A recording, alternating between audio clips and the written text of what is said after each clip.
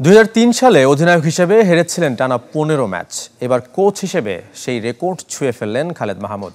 নামের পাশে জুড়ে আছে ফাইটারের তকমা। ক্লাব ক্রিকেটে সফল হলেও ফ্র্যাঞ্চাইজি ক্রিকেটে ব্যর্থতার পাল্লাই বেশি। যে ঢাকাকে একবার চ্যাম্পিয়ন করেছিলেন রাজধানীর সেই দলটি পরপর 2 বছর ডুবছে তার অধীনেই। কোচ হিসেবে বিপিএল এর ইতিহাসে একটানা এত ম্যাচ হারের রেকর্ড নেই আর কারো। কে বাঁচাবে ঢাকা ক্যাপিটালসকে? মালিক চলচ্চিত্রের সুপারস্টার সাকিব খান এখন কি করবেন?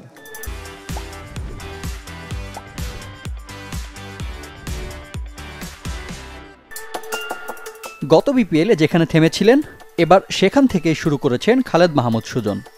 বছর বদলায়, দুর্দান্ত ঢাকা বদলে হয় ঢাকা ক্যাপিটালস, কিন্তু বদলায় না তাদের হারের দুর্ভাগ্য।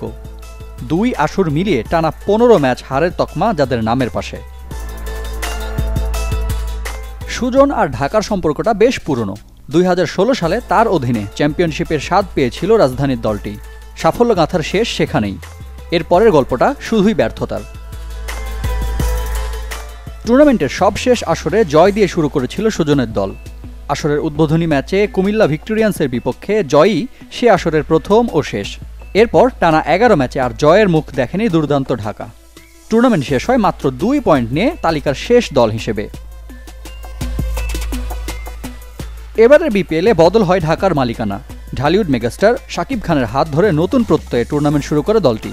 ক্যাপিটালসের নিলামের টেবিলে অবশ্য দেখা মেলেনি কোনো ক্রিকেট বিশেষজ্ঞের। তবু দেশি বিদেশি মিলিয়ে ব্যালেন্স এক দল গড়ে ঢাকা। মাঠের বাইরে ঢাকার ভিন্ন রূপ হলেও খেলা মাঠে গড়াতেই প্রকাশ পেতে থাকে তাদের আসল চেহারা।